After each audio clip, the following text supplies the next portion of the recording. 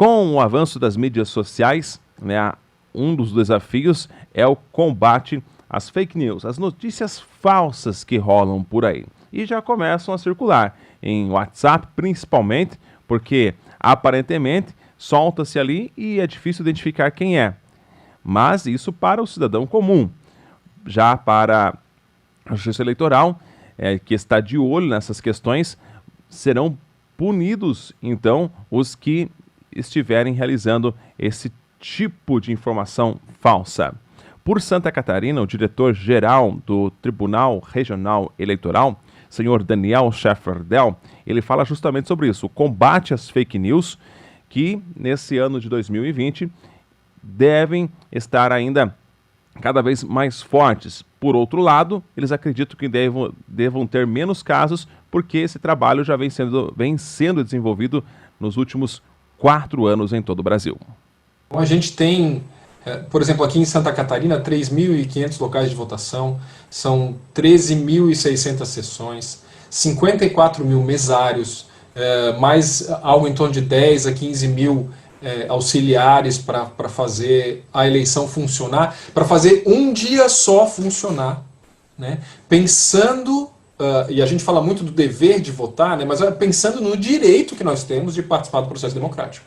Essa é uma questão que acaba ficando escondida, a gente vê os memes circulando pela internet e acaba achando que muita gente pensa na eleição como um processo de contribuir para que a corrupção continue, quando ela é o oposto disso. A eleição é fundamental, o ministro Barroso tem conversado muito sobre isso com todos os jornalistas, com a sociedade. O nosso presidente aqui, o desembargador Jaime Ramos, seja dita a verdade, entende da mesma forma, ele tem falado sobre isso também. A eleição é um direito conquistado a duras penas.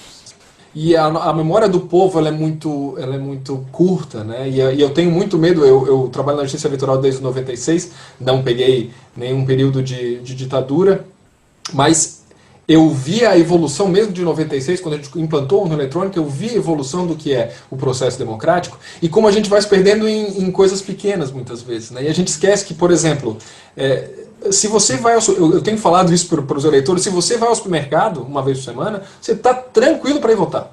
Até porque numa eleição municipal é que a gente vê se realmente os prefeitos e as câmaras estão agindo de acordo com o que a gente espera que seja em relação à Covid, né? Então, tem todo um movimento, mesmo da iniciativa privada, todos os EPIs de mesários foram doados. Isso a gente está falando em 9 milhões de máscaras, 2 milhões de face shields, milhões de litros de álcool para as sessões e para os mesários.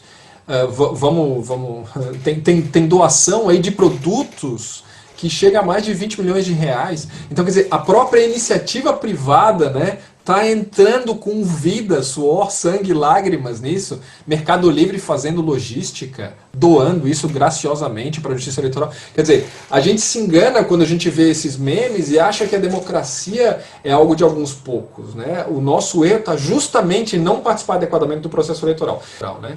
Aliás, uma das iniciativas do Congresso para diminuir o valor que era investido em campanhas eleitorais foi a diminuição do prazo, né? Então a gente tinha antes o registro de candidaturas acontecendo em 5 de julho, né?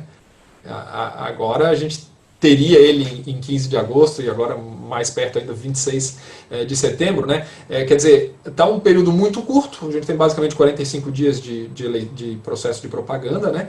E a propaganda, ela tem sim limites legais. Ela tem uma série de restrições, acho que nem é o caso de a gente entrar agora em detalhes, né? Mas fato é que recentemente a gente teve a mudança e a previsão da propaganda pela internet. Tem algumas questões como impulsionamento e perfis que ainda são obscuros para a grande massa, né? Como é que isso chegou em mim, né? Até que ponto o candidato pode fazer determinada forma de propaganda.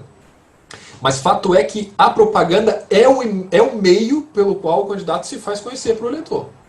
Então a propaganda é sim muito útil. E por mais que a gente fale da televisão e do rádio, ainda atinge muita gente e precisa atingir, né? Precisa atingir porque os candidatos e aqueles que estão com uma candidatura sem histórico precisam se apresentar de alguma forma. Por isso tem sim uma série de restrições e mais uma série de ferramentas à disposição do candidato.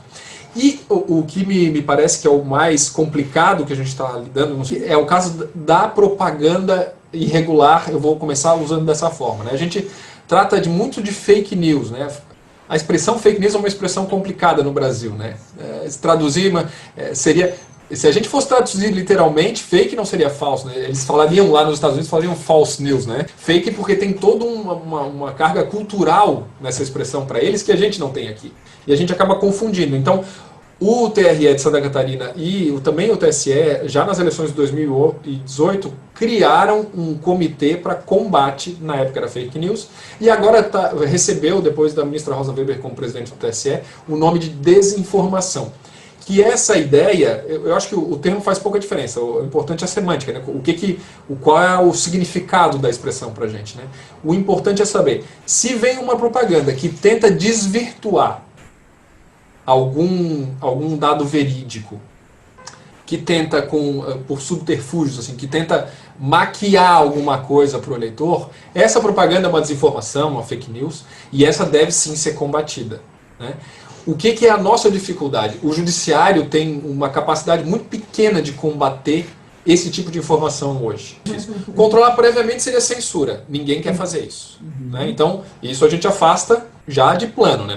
Isso o Estado não vai entrar. Agora, controlar o fluxo de informações na velocidade que elas estão acontecendo hoje é impossível.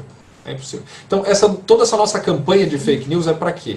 De combate à desinformação. É para apresentar a boa informação, a boa notícia, né? A gente conta muito com e é por isso que eu te agradeço mais uma vez pelo espaço, com o jornalista, assim, a gente chama os jornais com CNPJ, né? Estão vindo, agora já não importa mais só o que está acontecendo aqui, né?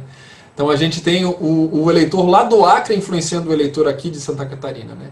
Então a Justiça Eleitoral como um todo, por ser vinculada à União, ela está partindo para esse momento de dar uma informação mais consistente. E para isso a gente está usando está tentando pelo menos elaborar umas campanhas mais nacionais. E aí entra a nossa campanha contra a desinformação, né, que está sendo, eu creio assim, das nossas primeiras tentativas de fazer chegar ao eleitor a boa informação, a boa notícia, né?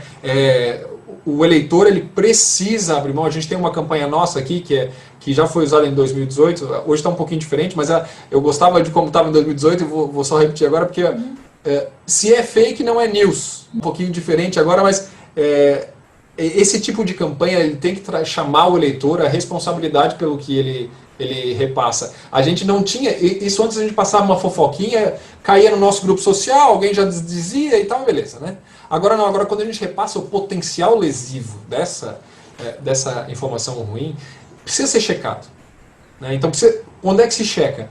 O TRE tem várias campanhas que tratam da desinformação. Nós publicamos continuamente vídeos que tratam desses memes e de informações falsas. O TSE está com uma campanha muito grande, tem inclusive contratos específicos, né, que é uma coisa que a que ponto a gente chegou, né? A gente tem que fazer contratos específicos para desdizer, né, mentiras, né? Então, por exemplo, sobre a urna eletrônica, né, a gente sofreu muito em 2018, né? Na verdade, os servidores da Justiça Eleitoral terminaram a eleição extremamente abalados. Mas sem falar da gente, mesmo falando do que acontece na nossa democracia, essas campanhas precisam chegar ao eleitor.